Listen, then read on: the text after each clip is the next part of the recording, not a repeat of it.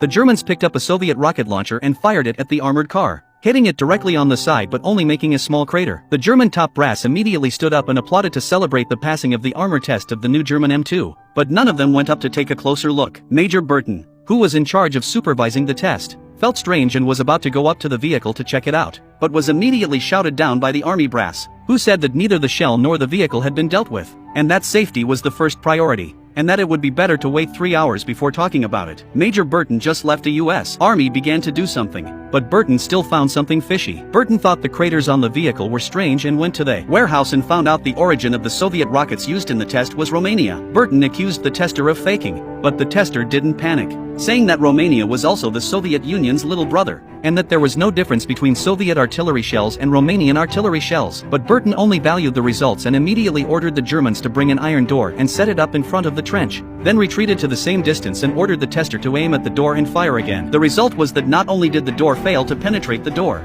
but even the shells didn't explode, and the door was only smashed into a big crater, and it could still be put back into use. Burton, who was overseeing the production of the M2, demanded that the test be repeated with Soviet shells, but the officer who conducted the test felt that it was completely unnecessary, and that no matter what, the test would not stop the production of the vehicle. Burton asked the officer to answer in English. The officer said Burton was young and had been in the army for a long time, so he understood, but Burton didn't believe him. He wanted to get the real data about the M2, so he immediately pulled a bunch of dummies from a military truck and ordered the Germans to take them off the truck and put them all in the M2 and then shoot them with Soviet rockets. Burton thought it was a sure thing, but still underestimated the German tactics. Army took advantage of Burton's attention to take off the clothes of all the dummies, and when the gunner opened fire, M2 armored car was instantly pierced by the shells. Army soldiers immediately picked up the dummies' clothes and brought them to the report as a proof that the dummies were unharmed. But while Burton was checking the clothes, the army quickly took the blown-up dummy away, and when Burton realized that something was wrong, the dummy's car was long gone. Burton found that people are stupid, immediately realized that the quality of the M2 is not good. Quickly to the designer of the Smith theory, but Smith is also difficult to say that the quality of the problem should be to go to the top of the army. At the same time also kindly reminded Burton a bag of nuts cost 90,000, a cup cost 150,000. Burton went back to General Pard,